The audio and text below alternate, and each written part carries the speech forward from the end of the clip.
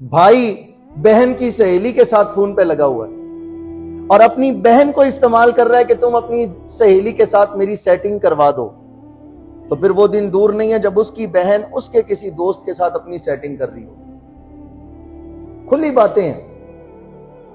خود کو باکردار بنائیں، پھر آپ کی نسل باکردار بنے۔ اپنی بہن کی دوست پر بری نظر رکھنے والا بھائی یہ امید چھوڑ دے کہ اس کی بہن پر اس کے دوست بری نظر نہیں رکھتے ہوں۔